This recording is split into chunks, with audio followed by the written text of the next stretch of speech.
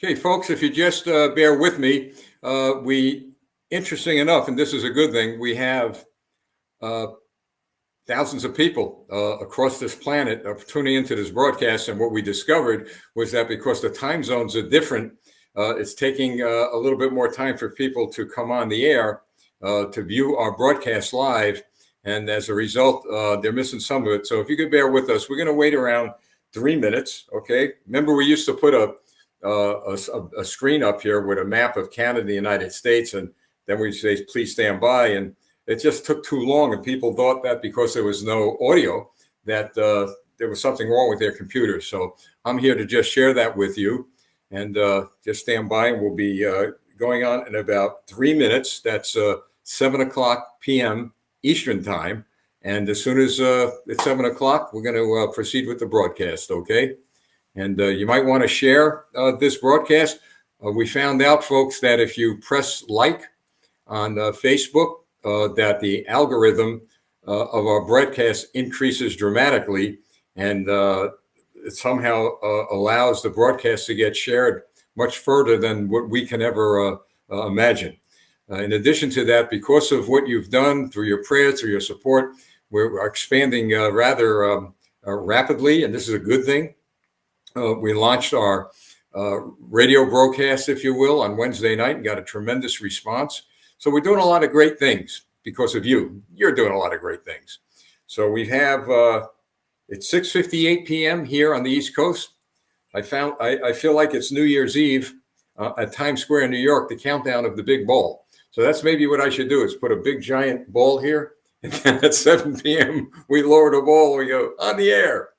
All right. So just a few minutes, folks, and we'll be on the air. We'll have a little bit of an abbreviated broadcast tonight, maybe about 10, 15 minutes shorter, because I have to go out and make a speech tonight at a large Republican event. And I'm going to be talking to them about a number of issues, of course, that affect our country, but they're going to hear more about Canada as well. So we've got a lot of great things going. All right, it's 6:59. We have 1 minute to go. We're going to open up with a new commercial never seen before. As you know, we have been putting commercials out, and one commercial we actually shared, and I'll tell you a little bit of that story later, on a platform, and it was dismissed. It was ejected from the platform and rejected, and I'll tell you why when we get on the air a little later. Okay, folks, so about 30 seconds, and I see here and here. On Rumble, the viewership is really tremendous, so we appreciate that. Rumble, YouTube, Twitch, we're on about 6 platforms, LinkedIn, Twitter, and it goes on and on and on. So we're well on our way. 6:59 p.m. here on the East Coast, and hopefully we solve the problem from people believing that they could have lost audio. And here we go, 7 p.m. Eastern, and here we go, 7 p.m. Eastern Standard Time here in the United States of America. Welcome to This Week in North America.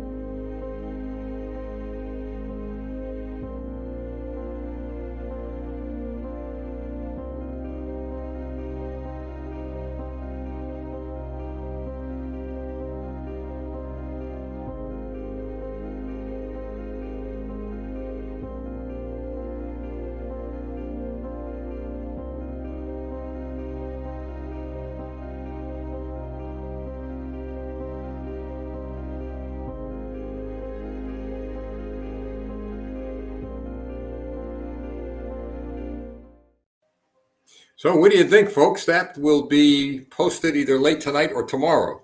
Now, what we have in store for you tonight is a summary of the topics that we have talked about over the past month. TJ from Truth Seekers will be on with me. She's going to be sharing the Canadian segment of what we'll be discussing with you. Alan Nicholson will be here a little later to give you an update on what's going on in The Hague, the inquiry that's been ongoing, and they've done a tremendous job in gathering the evidence necessary to bring to The Hague with regard to the Canadian government. Now, I'm going to give an update on the U.S. Crisis of violence across this country. And as I said, TJ will give you an update on what's going on in Canada. Now, folks, I had not planned to talk about this, but because of what happened here in the United States today, I have to. I'm compelled to. For those of you who don't know, President Donald Trump was indicted about an hour ago. Certainly, it's causing a lot of problems here in the United States as I speak. I can only say this, that in my view, this is not a prosecution. It's a persecution of a political opponent. I've even heard from Democrats who are quite concerned and upset that the prosecutor in New York went down this road. Whether they like Trump or not, the fact is that no U.S. president was ever indicted. I always ask the question, and have been asking the question for quite some time, what about Bill Clinton? What about Barack Obama? What about Joe Biden? What about Hillary Clinton? And I could go down the long list. But where do we go from here as a country? Well, first of all, folks, it is fundamentally important, and I'm talking to the Americans right now, don't do anything outside the confines of the law. This is what I think opposition is looking for. The talk of violence has to stop. You have to calm down, relax, let nature run its course.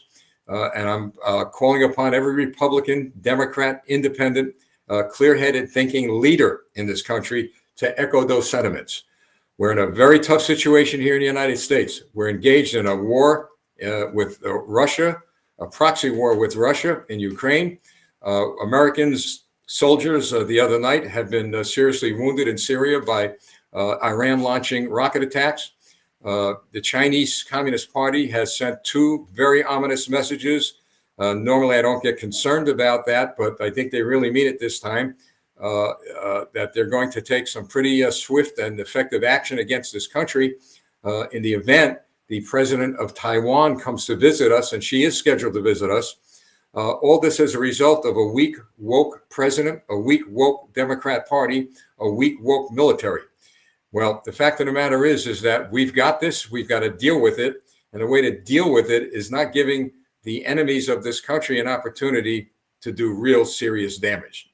So that's all I'll say about the Trump situation right now. And I'm sure we'll have more to say during the week. Well, let me get TJ on the air right now. And TJ, thank you so much for joining us. Appreciate it very much. Thank you so much for having me. It's always a pleasure and an honor to be on your show. Well, obviously, this is great because we're going to do this the last weekend or the last Thursday night of every month. You and I will be working together to kind of bring up people up to date on what's happening in our countries. Well, to begin with, the crisis of violence, TJ, we'll talk about there here in the country, and certainly weigh in on any of these things if you'd like. We had a tragic shooting here in the United States a few days ago. 9 people were killed. 3 of them were 9-year-old children in a school. Of course, the Democrats went off on the gun control issue, and that bothered me more than anything else. You got young kids killed, you got adults killed, and the Democrats go off and talk about gun control. I've said it all along, and I'll say it again. It's not about gun control. It's about crime control. Unfortunately, in this country, under the Democrat Party policies, criminals are being let loose even before they go to prison. In fact, I want to share with you folks a couple of recent cases. To begin with, listen to this one. This happened today, the release of a killer today. It was on Mother's Day of 1999 when 39-year-old Penny Brown was jogging with her 2 dogs along an area of the Pensy Trail in Salamanca where Edward Kint, the name of the killer, Edward Kint, who was 15 years old at the time, brutally raped and murdered her. After serving 24 years, the New York State Parole Board has decided to release him from prison today. So here, this innocent mother of young children walking her dogs, this monster grabs her, beats her to a pulp, and then he goes on to rape her and murder her. And so what happened? Well, the Democrat Party decides to pass laws that you got to be a little bit nice to these people who commit these acts, and we got to give them a break, give them a chance to rehabilitate. This is why I support the death penalty. You know, the prosecutors will say, well, you know, the death penalty doesn't deter crime. I believe it does to a degree, but let's say it doesn't.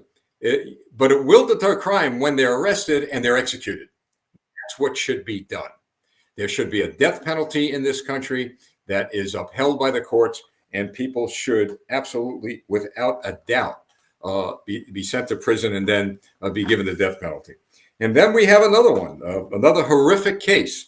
Frankie Harris, 38, was charged this week, and this happened a few months ago, folks, was charged this week with rape, strangulation, and attempted murder for the May 18th East Harlem attack, in which he allegedly put a 64-year-old woman in a chokehold for 3 minutes, pulling her around by her hair on the ground, raping her and killing her. Guess what, folks? He's out.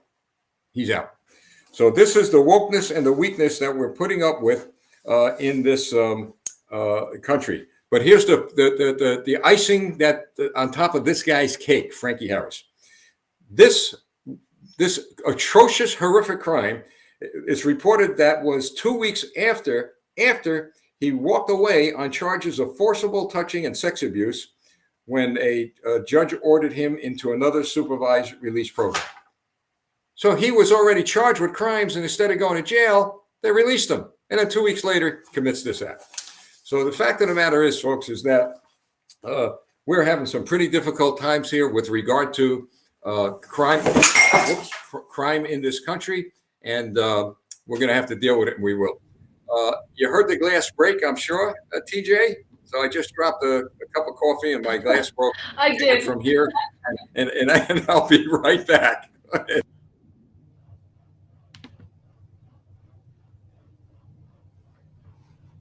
TJ, it's all yours. If you could give us an update on what's happening in Canada. Okay, yeah, absolutely. I'm going to clean this mess up. Absolutely. Okay. Hi, everyone. Basically, what we have going on in Canada is Bill C-11 is in the second, I believe, reading of the Senate. It has not passed yet. It is still being reviewed. A lot of opposition, including the Senate that was picked by Justin Trudeau, and some of the Liberal senators are fighting the bill and disagreeing with what is happening, because the Heritage Committee basically wants to put in this bill so that we can only see Canadian content. And what they constitute as Canadian content is, in a short term, media that comes from mainstream media. So it seems to be a fight between CBC and mainstream media losing ground on viewerships. So the only way they know how to get back in being relevant is by passing a bill to exclude people like myself, who are individual journalists, and opposition views. This will also make it very difficult for us to get news from around the world, because world news will not be considered Canadian unless it is being pushed by mainstream news media, which is quite interesting nonetheless. When Justin Trudeau and his cronies are losing, instead of maybe getting better at his job, he decides to pass bills to silence the rest of us. How is your coffee, Lieutenant Rogers? Well, folks, here it is. You know what? I'm going to tell you, notice to all husbands, do what your wife tells you to do. All right? Just don't put a coffee on something that could collapse, especially when you're on a broadcast. Okay? So, well, TJ, this is why we put that commercial out that you saw earlier regarding Bill C-11. We call it the Great Wall of China. We call it the Great Firewall of China, now being built on the American-Canadian border. And that is a message, folks, that is going to be posted tonight or tomorrow. This is the first time we ran it on all of our social media outlets. We're asking Americans from all over the country to share it. And the purpose of that video is to get it to the hands of the United States Congress. They have to act now. They have to act. I mean, your parliament is pushing a bill that's going to affect us. And TJ, what we didn't realize until today, we do a lot of reporting and talking about this, but we in America didn't realize until today that when the Canadian government starts to monitor and at least in my view, spy on the communications of their own citizens, I'm an American. What if I am communicating with a Canadian? They're going to be spying on me. So they're going to be spying on an ally right across the border. So if any of you all there in Parliament and your operatives and people who support what I believe comes right out of the Red Manifesto of communism, understand this, that you're going to run into some serious problems with our country, and I hope you do with our Congress, because we have some serious questions about our free speech being hindered, filtered, and monitored by you. Now, I could see and I understand that, the Chinese government does this, but you're Canada, for goodness sakes. And guess what? You're going to remain a free Canada because you got some great people out there that we've highlighted in some of these videos that are going to continue to fight for freedom and liberty. But isn't that quite a chilling thought? I mean, at least for Americans now. It is. I mean, the Liberal government keeps saying that we are a democratic country and that democracy is most important to them. However, it seems that democracy is the last thing in this bill that matters to the Liberal government. It's also interesting that some of the large players and donators to the Liberal Party are in support of Bill C-11, and they also own most of the media in Canada, or mainstream media in Canada. And I believe the last 3 years, the push to have independent journalists speak their truth and opposing views is what basically caused this bill to be pushed through. And not only will this affect the online and internet content, but also the books that are being sold in Canada, whether they are Canadian enough. But they won't give us a definition of what it means to have enough Canadian representation on the internet and in Time out. That is the first I'm hearing of this. They're talking about books also? Yes. So as an author, if you are a Canadian author, if your book is not Canadian enough, they will try and silence your publication of books as well. Wow. Well, if you could get that info to me, that's something new. We got to get that in the hands as part of our Project Maple Leaf report. This is alarming on how steep and how close to the Chinese Communist Party your government is. And like I said all along, we're not in the business of trying to change their minds, their legislators, to get involved internally in your government, but our Congress can't. Our political leaders could. So we're making them aware. And I've had the opportunity to speak to a few of them about this, and they're stunned. They just find it hard to believe that Trudeau and that Parliament is going down that road. But the light at the end of the tunnel, TJ, is that, you see, these individuals just don't get it. First of all, I'm sure most of them don't come from the generation that I've come from, where we saw it all. We saw the Soviet Communist Party try to disrupt America and Canada, KGB all over the place, the same thing with censoring and on and on and on. And what they don't understand are two things. One, that they, meaning those individuals who are advancing these pieces of legislation, they will become enslaved to the Chinese Communist Party. As much as they think that they can get close to communists, as fierce as I hate communism, the communists hate anybody who's not a communist. Even if the person who's helping the Communist Party helps them gratefully, as your government is, sooner or later they're gonna send them to the dogs. So there's a no-win situation for any communist sympathizer. Secondly, I don't know, any of these people in Parliament have kids? Because they're all going to end up as slaves to the communist regime if that goes that far. They do, and some of them are even authors, and they're even worried that they won't be able to publish their own books, and they are senators in our parliament. So, I mean, this has been a push by a certain family with a lot of money that owns a very large portion of the mainstream news media in Canada. And they're also donating a lot of money to the Liberal Party. And I believe that they're lost a lot of viewerships over the years because they broadcast propaganda and lie to us. And I think the Canadian people are over the lies, and they want the truth, and they want real news, and they want to be able to have different political opinions and views so that we can openly discuss them online, as one should in an open democracy. You know, we had this idea. We're not going to go through with it because we don't want to see anybody get hurt, because there are a lot of crazies out there. But we were thinking, you know, maybe what we should do here in the United States is establish a communist watch list, like they That have would be terrorist great. watch lists. Yeah. But you know what? It's not like the old days. People would look at that and probably, you know, say, hey, look, you got to watch this person. They're a communist sympathizer. But there's so many crazy people out there. They would probably try to do something that certainly wouldn't help the cause.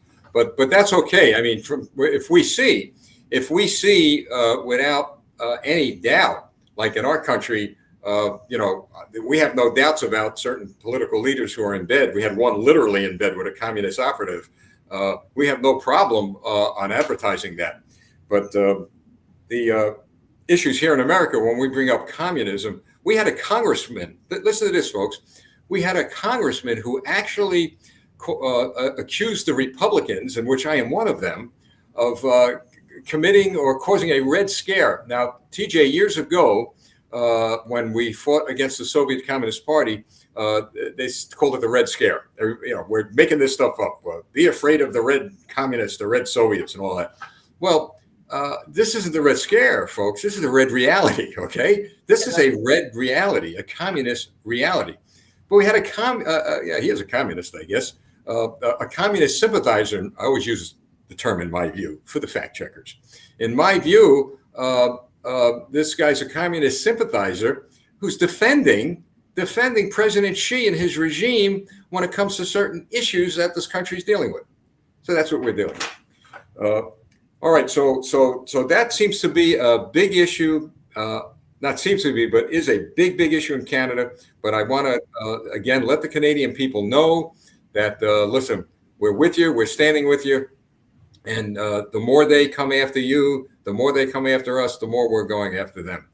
All right, what else? What else you talking about there in Canada?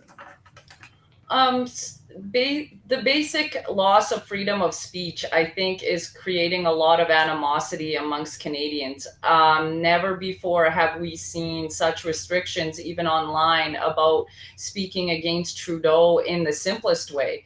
I mean, people are getting censored for just calling Trudeau a clown or sock boy, which is an absolute kindergarten insult and should be allowed in a democratic country.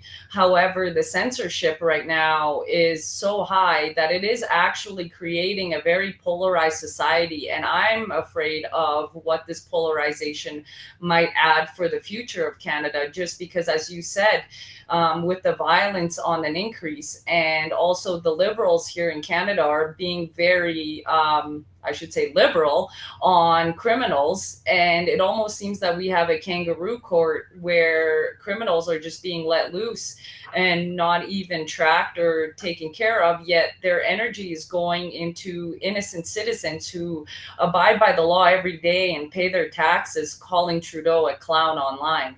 It just seems as if they are trying on purpose to increase the polarization of the citizens so that they might push a certain demographic over the edge. And the games that Justin Trudeau is playing, as we've seen in the United States as well, with all the gun violence and you know, increased in violence in general, is due to very poor leadership on behalf of Justin Trudeau and Biden. I mean, they are polarizing instead of uniting the people. They are going after the wrong demographic for certain violent acts. As you said, they're going after gun control, and they are having a reaction in Canada here as well, instead of realizing that the reason why we're having such polarization and violence in both countries is because both of the leaders are on purposely stoking a fire. You know, TJ, I've said this quite often. It's not a coincidence that America and Canada simultaneously are under attack by atheists, by communists, by socialists, by the devil himself. I truly believe that. I have always said that there's a spiritual war going on, the one we can't see, but we can certainly feel. And I'm going to be making a speech tonight. And part of that speech, in fact, on the 27th of April, I'll be making another speech. I'm going to be talking a lot about Canada, et cetera. But I'm also going to talk to, and I might even do something on the air this week. I want to talk to the pastors in the United States of America and Canada. And I've done this before, but I need to do it again to let them know that if there's any time in the history of our countries they are needed, it is now. They are needed desperately now. And you know what? You nailed it on the head. You know, you and I talked about it before we went on the air about the condition of the populations where they're divided, they're angry, they're mad. We have two nations where people are armed, and you know, the talk I'm hearing is really bothering me. Things don't normally bother me, but I've never seen a situation like this in my lifetime where we're so polarized. And the last thing on earth we need is to fight each other. We have laws in each of our countries, and they will work with us, but we got to use our heads. And we've got to be able to work within the framework of the law. And TJ, I've said this all along, as far as we're winning now in America against the Democrat Party. In fact, they're now even turning on Biden. Not because they have any love for us. They only love themselves. And they figure their corrupt lines of their flow of money and their communication and their jobs will all go away if they stay with the sinking ship called the USS Joe Biden. But you have a country now where you have a Canadian ship called the Clown. And that thing, if that thing, oh man, I shouldn't do that. I had to do it. It's unlike me, Steve, please. so the ship is sinking. You know, the political ship is sinking, and they know it. So I really believe when things get really tough, they're going to jump ship. But you know, you bring up some real good points with regard to standing united. We have to stand united and together because we're the good guys. You know, they're the bad guys. And I think at the end of the day that we win and they lose. Hey, TJ, why don't we bring Alan Nicholson on? What do you think? You think we can handle him when he gets on? Absolutely. Okay, here is Alan. Alan, how are you? I'm well. How are you? Good. Glad to see you on the air with us tonight. I appreciate you joining us. Alan, you know TJ, have you met her? No, I have not. I have seen her TikToks, and she's doing great work. Oh, great. Hey, before you start, Alan, I want to share this with the audience, and being that you're here, I'm sure you'll get a kick out of it. Okay.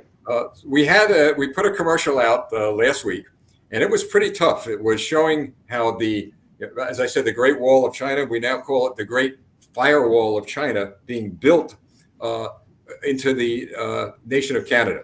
So the wall is now between Canada and the world, the firewall with regard to the internet. So the videos go on to show how the Canadian people are standing strong and tough, how America needs to stand with them. And we ran it tonight.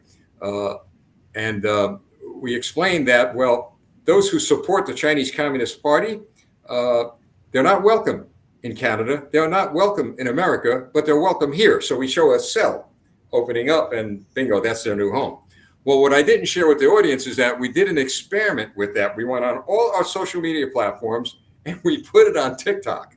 We actually put it on TikTok, and within hours, we were flagged, thrown off of TikTok, violated the Chinese Communist guidelines. And it's crazy. It's a fact, folks. So they got pretty well upset at us. So we might try another one and let TikTok know that their TikTok on their time clock is ticking, at least here in the United States. And soon they will be TikToked into the wild blue yonder. How do you like that, folks? The Chinese Communist Party is upset with me. Alan, what do we got going with The Hague? Quite a bit. There's quite a bit that's happening. I do have a whole bunch of notes that to read from. First, would you like me to explain a bit from the beginning on what it is for your new audience? Yes, Alan. Alan, yeah, go ahead, Alan. We have time. Okay, so I'm going to read from a few things just so here in Quebec, there was a close to 40 people that created a Hague inquiry that was deposited last May of 2022. there was an acknowledgement of receipt. In July, they received a report where they needed, The Hague required additional information and witnesses, to which in March of this year, everything has been received at The Hague. There was another acknowledgement of receipt. So now we're just waiting for them to hopefully open, let's say, the Pandora's box. So I'll read a bit what it's about for those who are newcomers. So the criminal inquiry is for crimes committed during the chimerical and orchestrated pandemic, where there have been multiple solutions observed, experienced, and which are still active today, daily. Let us be the eyes, the hands, and the voice of those who have endured and suffered in silence, in fear, in torture, in death, in suicides, as it is, in nursing homes and indigenous reserves and others. For all those victims of crimes against humanity in Canada, genocide, slavery, bioweapons, propaganda, stolen territories, sterilization, murder, deportation, victims of permanent side effects, etc. Retaining here the importance that it is possible for us to obtain justice for these illegal acts and crimes committed against living humans, and which continues to be perpetrated against humanity in Canada. And that is the Hague Inquiry and the resume. And you have already got a word from The Hague that they will accept your evidence, correct? Yes, there was an acknowledgement of receipt. Now, for them to open the file, that's all on them. The feeling that the creators of the Hague Inquiry have today, which is sort of not bad news, because there's always a plan B, and a plan B is already planned. It's ready to happen should the Hague Inquiry or the ICC, the International Criminal Court, decides to either dismiss or, for the globalist agenda, if they decide to go that route, while there is a plan B already in motion. I understand you got a couple thousand pages of evidence, of documents? There is the first deposit that was done last May. There was 6,000 pages. And in this addendum that was sent out in March of this year and that was received is an additional 4,000 documents. If for some reason The Hague doesn't proceed with it, I believe they will, but if they don't, if you'd be so kind to get those documents to us, I want to give it to the news media out here. They'll have a heyday with that. It'll be our pleasure. Yeah, I mean, 6,000 pages of hard work. Now, your wife, Carol, is she with you? She's not here. She's actually in the living room watching us. Carol, So, hello. Carol. Great seeing you. We had invited Carol on, but Alan loves the camera.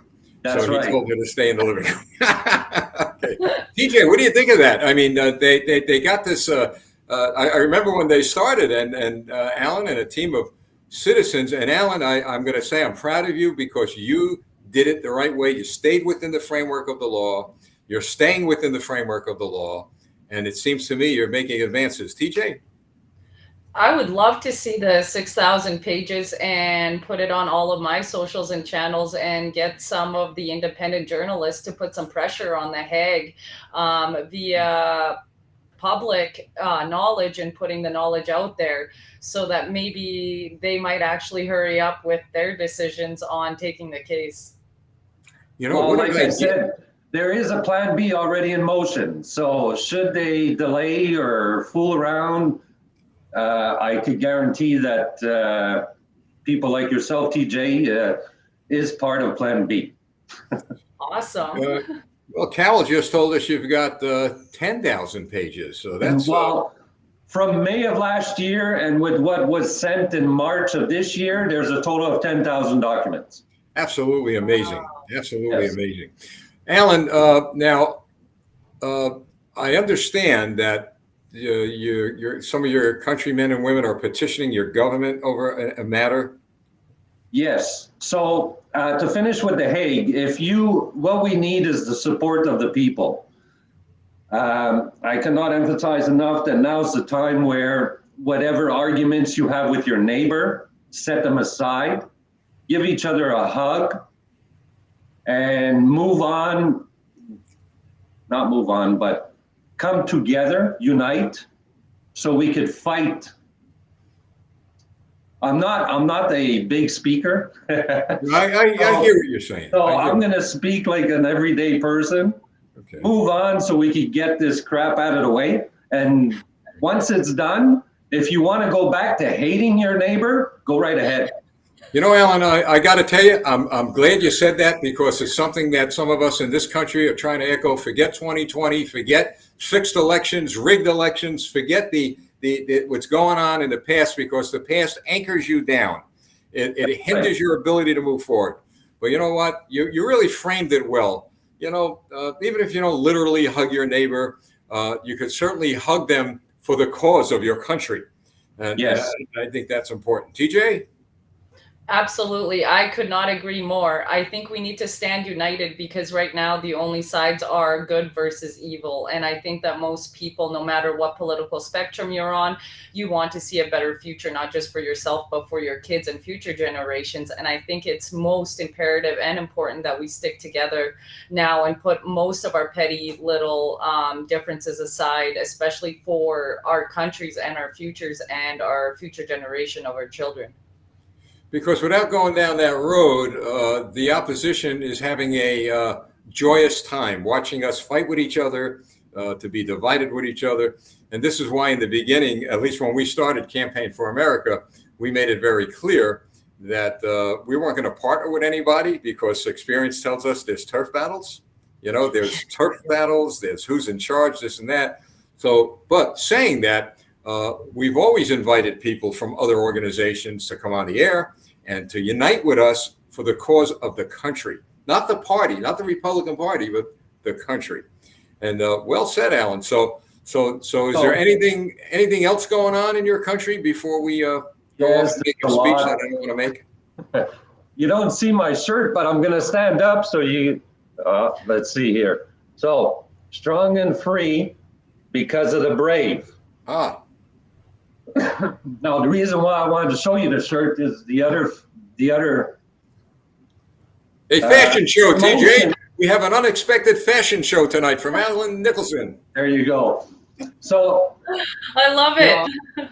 everybody is going through a lot of emotions, and I personally am not a veteran. I was never part of any war. I was not part of any, but my grandparents were. Now, to show respect to them, that's the reason why I'm here on your show today. Alan, And I find that we have disregarded, this is my personal opinion, I find that we've disrespected, disrespected every single veteran that actually stood up to what's happening today in our country. And I think we have to go back to that time and say thank you to everyone. And that's the other reason why you should hug your neighbor now and lock arms and join the fight against the tyranny that the veterans actually went out to fight for us, and the reason why we're living today. let me share this with you, Alan. I hear a lot of people at times say that, they're not veterans and on and on and on, but you're the veterans of today. You're fighting a war today. All right. You're carrying on the legacy of those who are in combat overseas, etc. And individuals like yourself are truly picking up the flag and, buckling up your boots, if you will. because without you and all the viewers out there who have not been in the military, don't shortchange yourself. You're fighting that war now, and you have a different type of enemy, a different kind of battlefield, but you're fighting that war, and we're winning. And I think, TJ, that's an important point to make, that people don't shortchange themselves, that they are engaged in a historical struggle for freedom and liberty, if not on a battlefield in Europe, on the battlefields here in America and Canada, and may I add, that spiritual battlefield that we don't see. Absolutely. I think that we're in a war of information currently, and everyone who is trying their best to push the truth out, no matter in which way that you're doing it, you are now the new digital soldiers of the 21st century. And unfortunately, we're fighting a war basically online through information and trying to get the real truth out there before they close in all the walls with all the bills and the laws that they want to pass. Alan, let's see, I read a news report about a petition, Ottawa, I forget what it is. Do you know anything about that? Yeah, I got carried away there with the preview. I just wanted to get that out there. So, Listen, I think it was a good thing you did, okay? So for the Hague inquiry, we want the Canadian people to stand up. We need you to back us up. So if you can go to the Canadian Rights Watch website, on that website is the Hague inquiry petition that you could sign. But there's also a new petition that's up and running, and you could find that on petition.net. Also at the House of Commons government website, and it's the petition E4369. And that petition, I will read you exactly what it's all about, because it could also help us. So that petition is, it's a petition to the Governor General of Canada to remove the Liberal Party of Canada for unconstitutional governance. Now, I'd like to also say that Pierre Poilievre has that petition in his hands. And as a Canadian citizen, whether we all like him or not, I am personally calling you out, Pierre Poilievre, to push that petition in motion at the House of Commons. Good. Anybody else that feels the same way as I do? Yeah. Because we actually need an MP of the opposition to push it forward. So Pierre, we choose you as you chose us last year when you came down to the Freedom Convoy. Well, I got to tell you, Alan, that's good to hear, because you're doing everything within the framework of the law. Good for you. Yes. Now, there's something else that I'd like to say, Sure. is that we also need signatures on this petition. Okay. So there's a protest happening in Ottawa this weekend. Come and join us, sign the petition in physical form, and give someone a hug. And as we say, with all rallies and protests in France and England and Canada and America, be peaceful, work within the framework of the law. Don't get yourself in a situation where the narrative changes from the cause to something that you never expected. Good work, Alan. Really appreciate it. I'd like to quickly mention that this Yeah, would you like to be the host of the broadcast? Well, I'm still. Would you like to waiting for take that control of invitation. things? Every 5 seconds, Carol, would you come in and save us? Go ahead, Al. So Jason Lafaci was the creator of the petition for the House of Commons. I just want to get that out there. He Yes, sir. started it and figured that one out. So props to him. Anything Thank else? Oh, Anything else? if there's anything else, I'll call you. Okay? You're a good man. Good man. Folks, I'm going to, TJ, let's wrap it up with this. Alan, thanks a lot. Thank Appreciate you. it very much. Let me get you off the camera here before you figure you got something else to say. Okay. Listen to this, folks. We'll wrap it up with this, and we're wrapping up early because I have to make a speech I'm not interested in making, but I got to make it. NASA's Perseverance rover, that's our spaceship on Mars. All right. Folks, look, this just came over. Breaking news. Uncovers evidence of ancient life on Mars. What do you think of that? Now, I've always said if there's some sort of life on another planet, the lawyers are going to line up. There are going to be all kinds of lawsuits. All right, probably claims of discrimination against the Martians, and they're not going to like this and that. The lawyers are going to make a fortune, right, TJ? You think so? I think if there was life on Mars before, maybe we should send all the politicians who are against the people on there so that they can start a new colony and screw it up again by themselves. I don't think the Martians would want them. All right. Well, TJ, this was great, wasn't it? It's a pleasure having you on the last Thursday night of each month. And of course, we usually go on to the top of the hour, but I do have to run. But any last word you want to say to the audience before you come back? Oh, next month, I think is April 27th. We will not have that broadcast on Thursday night. We might move it to another night, but if we can't, folks, we'll let you know and we'll keep you posted. TJ?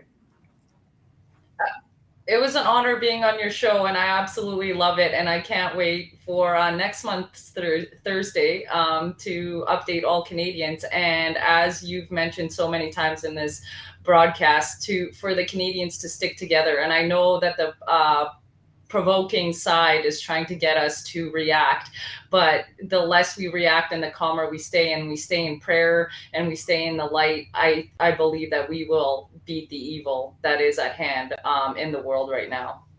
That is, and one thing of note regarding Alan, I joke with him a lot, but you see, folks, how he presented himself, calm, articulate. He really laid it out, and that's the kind of leadership that we all need in this world today. And TJ, my hat's off to you too, to take the time of standing for your country and doing it the way you're doing it is really a great example for a lot of people, especially young people, to see how things should be going.